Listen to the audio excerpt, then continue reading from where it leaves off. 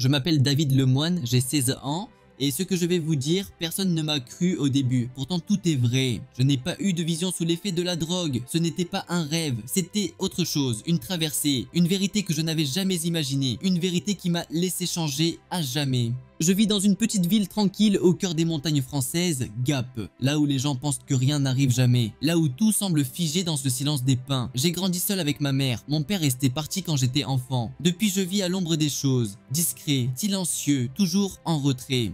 Je n'ai jamais été le genre de garçon qu'on remarque, trop anxieux, trop intérieur, trop ailleurs. Et pourtant c'était moi qu'on a choisi, moi le garçon ordinaire invisible, c'est moi qui ai vu, moi qui ai entendu, moi qui ai traversé. Tout a commencé un après-midi de juin, mon meilleur ami Julien m'a proposé d'aller au lac et il faisait chaud, l'école était finie, on voulait juste se détendre, on était plusieurs, on riait, on filmait pour TikTok, on faisait semblant d'être heureux, on faisait semblant de ne rien sentir. Et puis il m'a lancé un défi quand traverser le lac à la nage. C'était idiot, mais j'ai dit oui peut-être pour ne pas paraître faible, peut-être pour ne pas montrer que j'avais peur. Je me suis lancé, l'eau était froide, trop froide, et à mi-chemin j'ai senti mon corps lâcher, une crampe, une panique soudaine, mes bras qui ne répondaient plus. Je me suis enfoncé, lentement, et sous l'eau, le silence. Pas un silence vide, un silence plein, comme si tout l'univers retenait son souffle. Je ne sentais plus mon corps, plus la douleur, plus la peur, seulement une présence. Une lumière m'a enveloppé, une lumière vivante, elle ne brûlait pas, elle me reconnaissait, elle m'aimait, et au cœur de cette lumière, une voix. Tu es mon enfant, tu n'as pas encore terminé. Mais avant de revenir, tu dois voir ce qui vient. Et soudain, j'ai été projeté ailleurs. Je ne pourrai jamais décrire exactement ce qui s'est passé ensuite. Les mots sont trop petits, trop lents, tout est allé si vite. Et en même temps, j'avais l'impression que le temps s'était arrêté. Il n'y avait plus de haut, plus de bas, plus d'espace. J'étais en mouvement, mais sans bouger, comme si quelque chose me tirait vers le haut. Une force douce mais irréversible. Puis la lumière est devenue totale. Je ne voyais plus rien d'autre. Elle n'avait pas de source. Elle était partout. Elle était vivante. Elle respirait. Et moi, j'étais à l'intérieur d'elle. Mais ce n'était pas oppressant. C'était parfait. Comme si je retrouvais enfin un endroit que j'avais toujours connu mais oublié. J'étais conscience pure, je n'avais plus de corps, plus de limites, je ne ressentais plus ni faim, ni froid, ni peur, juste une paix absolue et une clarté que je n'avais jamais connue. Tout avait du sens, tout était lié, chaque pensée devenait réalité, chaque question trouvait une réponse avant même d'être formulée. Puis la lumière s'est adoucie et j'ai compris que j'étais dans un lieu, mais un lieu qui n'existe pas sur Terre. Le sol sous moi n'était ni dur ni mou. Il vibrait doucement comme s'il était fait d'énergie condensée. Tout autour, un espace infini blanc vivant. Les murs, s'il y en avait, semblaient respirer avec moi. Il n'y avait ni porte ni fenêtre. Mais je n'étais pas prisonnier, j'étais libre et en même temps attendu. Je sentais que quelqu'un ou quelque chose m'observait, pas avec des yeux, pas pour me juger, mais pour m'aimer, pour me guider. Et au centre de tout cela, la voix est revenue. Plus claire, plus profonde. Elle ne parlait pas à mes oreilles, elle parlait en moi. David, tu as été appelé parce que ton cœur entend. Tu dois voir ce que les autres refusent de voir, tu dois te souvenir. Et tu devrais raconter, même si personne ne te croit. Je voulais poser des questions. Pourquoi moi? Pourquoi maintenant? Est-ce que je suis mort? Est-ce que je vais revenir? Mais avant même que je parle, tout a changé. L'espace blanc s'est dissous autour de moi et une nouvelle réalité est apparue. J'étais dans une sorte de sphère transparente, comme suspendue dans l'espace, et tout autour de moi des images, des scènes, des visions, des vérités. J'ai vu la Terre, mais elle n'était pas comme je la connaissais. Le ciel était sombre, les nuages tournaient comme des spirales folles, la mer se déchaînait, des villes entières disparaissaient sous l'eau. J'ai vu des inondations balayer des rues familières, des vents hurler comme des bêtes sauvages. J'ai vu la neige tomber sur des déserts, et le feu consumer des forêts sans fin. Mais c'est pas ça qui m'a le plus marqué fort, c'était ce que je ressentais, comme si j'étais là dans chaque scène. Oh, je ressentais la peur des gens, leur incompréhension, leur douleur, mais aussi quelque chose d'autre, une étincelle, un réveil. Comme si au milieu de la catastrophe, certains cœurs s'ouvraient enfin. J'ai vu des gens s'enlacer dans le noir, prier ensemble sans connaître la même langue. J'ai vu des enfants marcher pieds nus sur des routes détruites et sourire malgré tout. J'ai vu des regards levés vers le ciel, pas avec colère, mais avec espoir. Et dans cet espoir, une lumière est revenue. Au centre de la sphère, une date est apparue. Elle flottait dans l'air, faite de lumière dorée, vibrante, vivante. Elle m'a frappé comme un coup de tonnerre dans la poitrine. Je ne sais pas pourquoi cette date, mais je savais que c'était important. Je l'ai senti se graver dans ma mémoire, dans mon âme, comme un sceau. Et la voix a de nouveau parlé. C'est le point de bascule, après ce jour, rien ne sera comme avant. J'ai voulu demander que va-t-il se passer ce jour-là? Quelle sera la catastrophe? Est-ce la fin du monde? La réponse n'a pas été une réponse, c'était une invitation. Tu ne dois pas prédire. Tu dois préparer. Tu ne dois pas avertir par la peur, mais éveiller par la lumière. Et alors, j'ai compris, ce n'était pas une punition, c'était un passage, une transformation, pas la fin, mais le début. Le monde allait changer, l'humanité allait être mise à l'épreuve, pas pour être détruite, mais pour renaître. J'ai pleuré sans larmes dans cet espace sans corps, non pas de tristesse mais de beauté, de vérité, de mission, et alors tout s'est accéléré, j'ai senti que je devais repartir, que je ne pouvais pas rester, que quelque chose m'appelait en arrière. La lumière s'est intensifiée, j'ai senti une force me ramener. Mon esprit a été arraché de cette dimension et jeté à travers un tunnel de feu et d'eau, et j'ai entendu au tout dernier moment « Sois fort, David. Tu n'es pas seul, tu sauras qu'en parler. » Puis le froid, l'eau, le corps, la douleur et le... Quand j'ai ouvert les yeux, tout brûlait, ma poitrine, mes poumons, mon cerveau, je toussais de l'eau, je criais sans voix. J'étais allongé au bord du lac trempé glacé vivant. Julien était là, à genoux, les mains tremblantes sur mon torse. Il pleurait, il appelait mon nom. Et autour, des gens filmaient, d'autres appelaient les secours. Mais moi, je ne voyais que le ciel. Je n'étais plus le même, j'étais là, mais encore entre deux mondes. La lumière vibrait encore en moi, la voix résonnait. Et cette date dorée, elle ne me quittait plus. 12 juillet 2025, elle s'imposait à chaque battement de mon cœur. Elle m'habitait comme un code secret, point comme une clé. Ils ont dit que je suis resté sous l'eau environ 2 minutes, mais dans ce que j'ai vécu, il y avait des heures, peut-être des jours. Ce n'était pas un rêve, ce n'était pas une hallucination. Je le sais, je le sens, j'en porte encore la trace. Dans chaque souffle, les jours suivants, j'étais incapable de dormir. Chaque fois que je fermais les yeux, je revoyais la lumière, la sphère, la date, les inondations, le feu, le ciel fendu en deux, le monde qui tremble, mais aussi les visages, les enfants, les mains qui se rejoignent, l'amour au cœur du chaos. J'ai essayé d'en parler à ma mère. Je lui ai dit que j'avais vu quelque chose. Elle m'a écouté, mais ses yeux étaient pleins de peur. Elle pensait que c'était un traumatisme, un choc post-noyade, une réaction chimique dans le cerveau. Elle m'a pris dans ses bras, mais je savais qu'elle n'avait pas compris. Alors j'ai tout noté, dans un vieux carnet, chaque image, chaque phrase, chaque sensation. Je ne voulais rien oublier, même si personne ne me croyait, même si on me prenait pour un fou. Ce que j'ai vu, je l'ai vraiment vu, et ça va arriver. Le monde ne va pas s'effondrer d'un coup, ce n'est pas un mur, c'est une fissure, une vibration, quelque chose d'invisible qui se propage lentement mais sûrement. Et ceux qui écoutent, ceux qui sont sensibles le sentent déjà. J'ai commencé à remarquer des signes étranges autour de moi. Le ciel avait changé, les couleurs au coucher du soleil étaient plus vives, trop vives, comme si le ciel entier vibrait. Les nuages se formaient en spirale, en cercle, comme des messages que seule l'âme pouvait lire. Un soir, vers 3 h du matin, je me suis réveillé sans raison. L'air dans la maison semblait électrique, comme si quelque chose passait à travers les murs. Je suis sorti dehors, pieds nus, et là, j'ai vu une lumière verte, douce, qui dansait au-dessus des arbres. Ce n'était pas une aurore boréale, c'était autre chose, quelque chose qui me regardait. Et à ce moment, j'ai senti à nouveau cette présence, celle de la lumière, celle de l'autre côté. C'est en marchant dans les ténèbres que la lumière prend tout son sens. Ce que tu as vu n'était pas une fin, mais une naissance. À l'école, mon professeur de géographie, Monsieur Tessier, a mentionné un jour qu'il y avait un nombre anormal de tempêtes tropicales dans le Pacifique. Il a dit que les modèles climatiques semblaient synchronisés. Quand il a utilisé ce mot, j'ai eu des frissons, parce que c'est exactement ce que j'avais vu, une synchronisation à un effet domino. Les médias parlaient d'inondations soudaines en Espagne, de grêlons énormes en Amérique, de chaleur extrême dans le nord, et moi, je savais, ce n'était que le début.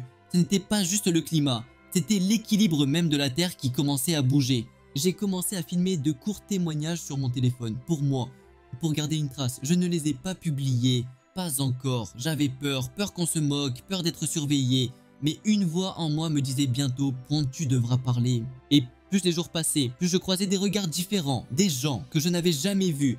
Me regardaient comme s'ils savaient, comme si quelque chose de silencieux nous reliait, un fil invisible tendu entre les âmes éveillées. La date du 12 juillet 2025 revenait partout, dans mes rêves, dans des séquences de chiffres, sur des tickets de caisse, une fois même sur l'écran de mon portable, sans raison, 1207, comme un rappel, comme un compte à rebours.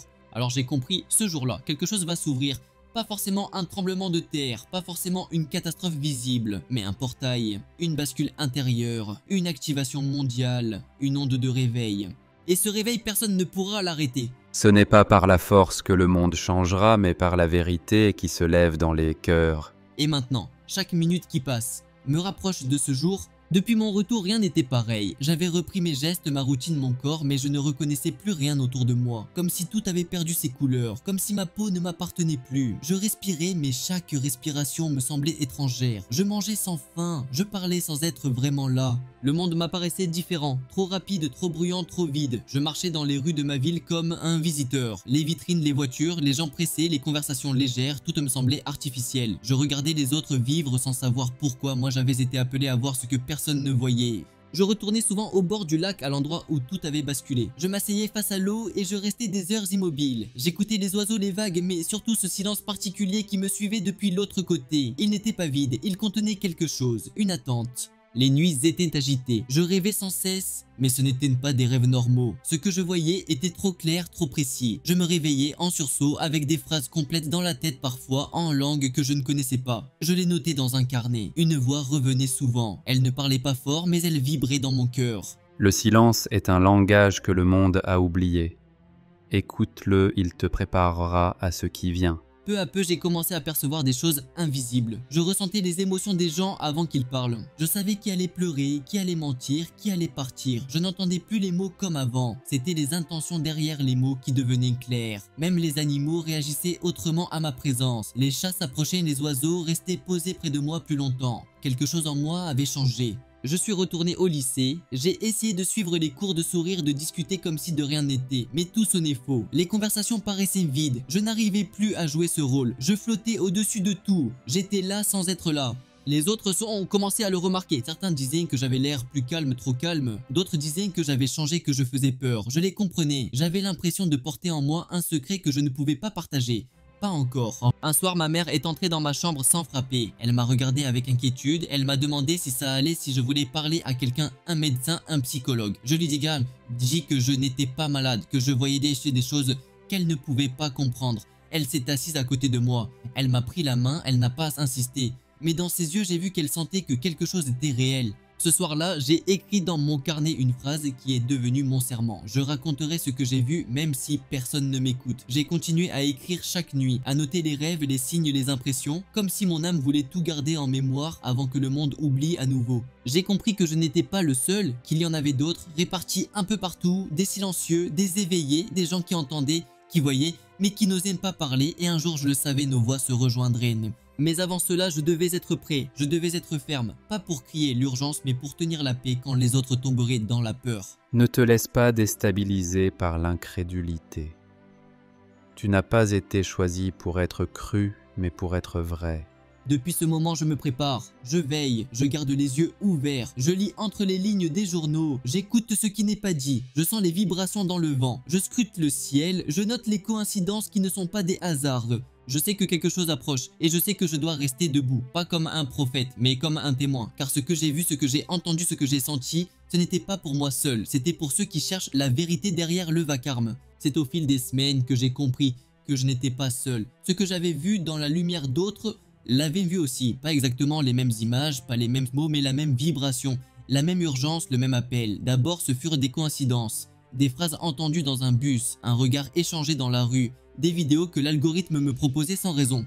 Je me souviens d'un moment précis dans un petit café où j'allais souvent. J'étais assis au fond, carnet ouvert, casque sur les oreilles. À la table voisine, une femme d'une trentaine d'années parlait à un jeune homme avec une voix basse mais claire. Elle disait cette phrase étrange. On dirait que le monde entier retient son souffle. J'ai levé les yeux. Elle avait les mêmes yeux que ceux que j'avais vus dans mes visions. Des yeux éveillés. Le jeune homme portait un collier avec un symbole que je croyais inventé par mon esprit. 3 cercles entrelacés, exactement comme celui que j'avais vu dans la chambre de lumière. Je suis resté paralysé. Il parlait de rêves étranges, de sensations de déjà-vu, de changements dans l'air, de pression sur la poitrine au milieu de la nuit. C'était trop précis pour être une coïncidence. J'ai commencé à chercher en ligne, sur des forums que peu de gens connaissent. Là, j'ai trouvé des centaines de témoignages, des gens de tous âges, de tous pays décrivant des visions de catastrophes, des rencontres avec des êtres de lumière, des dates gravées dans leurs rêves. Beaucoup parlaient aussi de fréquences étranges, de sons graves, presque inaudibles, qu'ils entendaient de la nuit. J'ai pris mon courage à deux mains. J'ai écrit un résumé de ce que j'avais vécu, anonymement, sans nom, sans date. J'ai posté. Le lendemain, j'avais reçu des dizaines de messages. Certains disaient qu'ils entendaient le même bourdonnement. D'autres avaient vu la même date apparaître sur des écrans, des tickets, des panneaux. Une femme de Norvège dessinait en rêve le même symbole que moi. Un adolescent indien disait que sa grand-mère avait prédit l'ouverture du ciel en juillet. Tout se recoupait. C'est à ce moment-là que j'ai rencontré Eli. Il m'a écrit avec une phrase simple.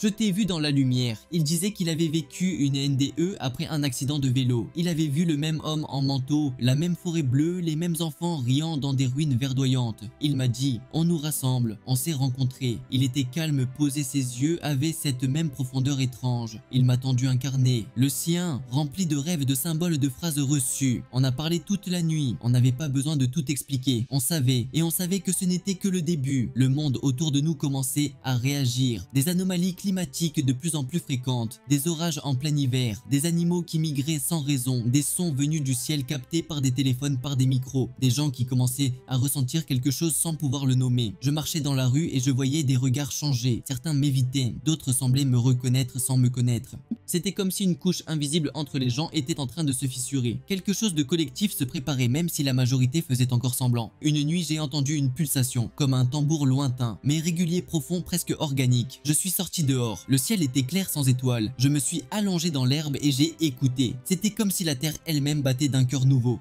Ce que tu entends n'est pas un son, c'est une fréquence. C'est la mémoire du monde qui s'éveille. Tous ceux qui entendent sont déjà préparés. J'allais commencer à cartographier tout ça. Pas un plan géographique, mais un plan de ressenti, une toile d'âme. Chaque point était une rencontre, un rêve, un symbole vu par plusieurs. J'ai relié les fils et j'ai compris que nous étions des balises, des phares, des points lumineux dans une mer obscure et que bientôt tout cela allait s'activer. Ellie m'a emmené dans une forêt, un lieu que son grand-père lui avait montré, un endroit sacré disait-il. Là-bas au centre d'une clairière, une pierre plate posée en cercle. Sur cette pierre gravée à même la roche le même symbole des trois cercles. Quand j'ai posé la main dessus, j'ai senti une chaleur monter jusqu'à mon front. Mon corps s'est mis à trembler. Des larmes sont montées sans raison. C'était comme si je retrouvais un lieu que mon âme avait déjà connu. Je me suis agenouillé et sans un mot j'ai compris. Le monde est en train de se réaccorder, pas seulement physiquement mais vibratoirement, spirituellement. La terre appelle ses veilleurs et nous répondons, pas avec des armes, pas avec des slogans, mais avec la mémoire du vrai. Vous êtes la génération du choix, entre l'ombre et la lumière, entre l'orgueil et la compassion, entre l'endormissement et l'éveil. Depuis ce jour dans la forêt, tout s'accélère, le temps passe différemment, les signes deviennent plus visibles, les rêves plus clairs, les voix plus proches, et au fond de moi une certitude s'ancre, le basculement a déjà commencé.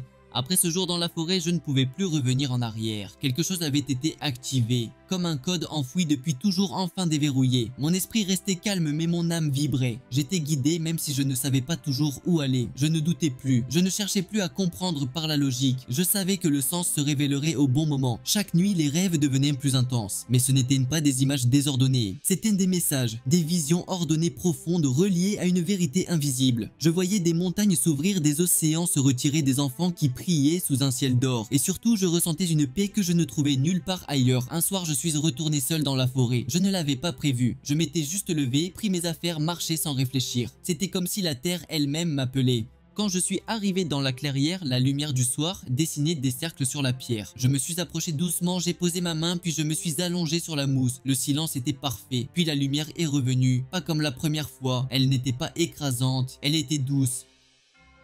Présente, elle m'entourait comme une couverture chaude, et dans ce silence sacré, une silhouette est apparue. Un homme vêtu d'un manteau de lin. Il marchait lentement, il n'avait rien d'impressionnant. Il était simplement là. Son visage était lumineux mais humain. Ses yeux brillaient comme l'aube. Et quand il m'a regardé, j'ai su que je le connaissais depuis toujours. Il ne parlait pas avec sa bouche. Sa voix entrait directement en moi, sans détour, sans effort. C'était une voix de paix, de feu doux, de vérité sans violence. Tu m'as reconnu parce que je t'ai connu le premier.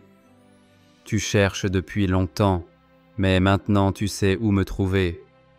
Je suis dans le silence, je suis dans l'eau, je suis dans le ciel qui change, et je suis en toi, J'ai pleuré, pas de tristesse, de reconnaissance, de soulagement, tous mes doutes s'étaient évaporés. J'étais exactement là où je devais être. Et ce qu'il disait, ce n'était pas pour moi seulement, c'était pour tous ceux qui allaient m'écouter un jour. Ces mondes que tu connais va traverser une tempête, pas pour le détruire, mais pour le purifier.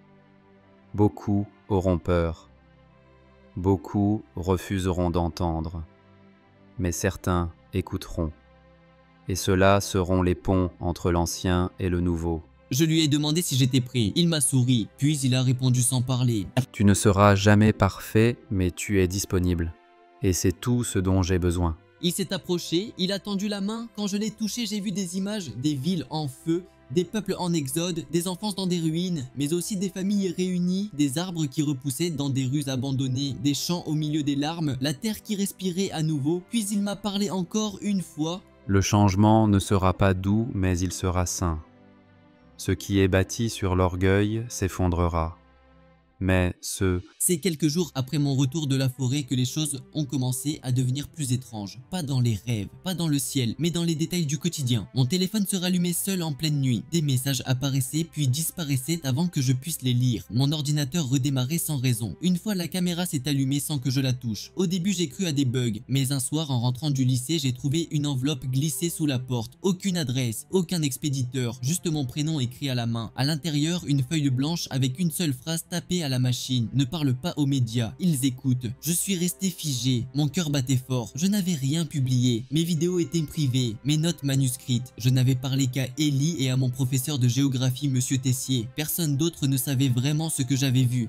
Alors qu'il m'observait, et pourquoi maintenant j'ai voulu tout supprimer. Mes enregistrements, mes textes, mes dessins. Mais une voix en moi m'a retenu. Pas la peur, pas la colère, une certitude. Si on essayait de me faire taire, c'est que ce que je portais était vrai et qu'il dérangeait. Ne crains pas ceux qui surveillent en le corps.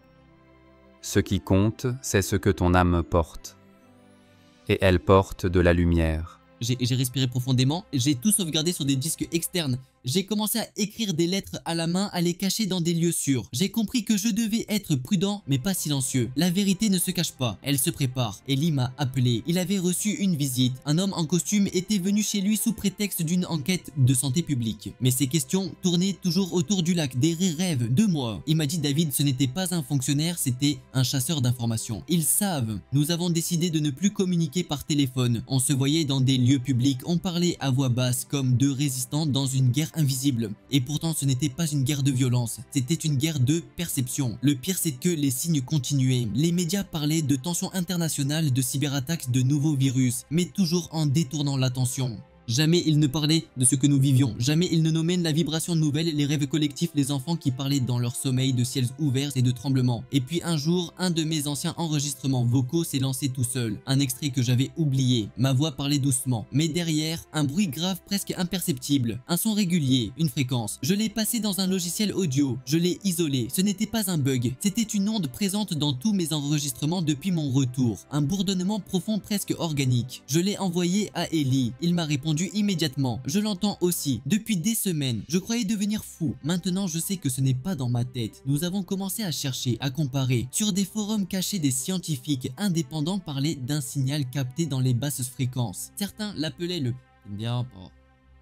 ça appelait le battement de le battement de la Terre. D'autres parlaient d'une signature énergétique inédite captée uniquement la nuit, surtout en juillet. Tous s'accordaient à dire une chose, ce signal n'est pas humain. L'homme ne peut pas contrôler ce qui vient de la source. Ce qui est pur dépasse toujours le réseau des ténèbres. Un soir, alors que je relisais mes notes, j'ai entendu un choc sur ma fenêtre. Une pierre. Attachée à elle, un petit mot griffonné. Reste discret. Ne leur donne pas d'excuses. Ils veulent te faire te faire passer pour fou. Je n'ai parlé à personne de ce mot, mais je l'ai gardé, comme une preuve, comme un rappel. Le combat n'était pas seulement spirituel, il était aussi stratégique. Ce qu'ils ne peuvent pas détruire, ils tentent de discréditer. Ce qu'ils ne peuvent pas comprendre, ils tentent d'éteindre. Mais ce que je portais ne pouvait pas s'éteindre, c'était plus qu'un souvenir. C'était une flamme vivante, et chaque fois que je doutais, que je tremblais, que je pensais tout arrêter, la voix revenait. Tu ne te tiendras pas seul, David. D'autres viendront. D'autres veillent déjà.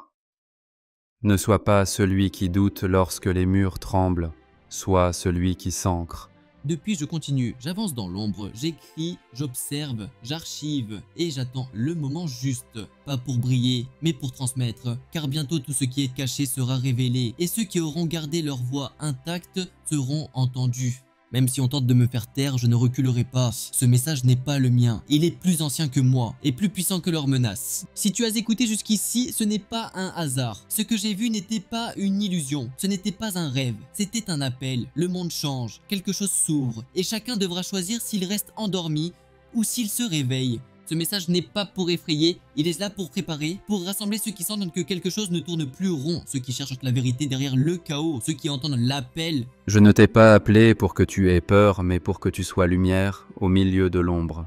Alors si ce que tu viens d'entendre résonne en toi, ne reste pas seul, abonne-toi à cette chaîne, laisse un commentaire, dis ce que tu ressens, ce que tu as vécu, ce que tu as vu, parce que bientôt nos voix devront s'unir, le moment approche, et quand il viendra, on saura que nous étions prêts.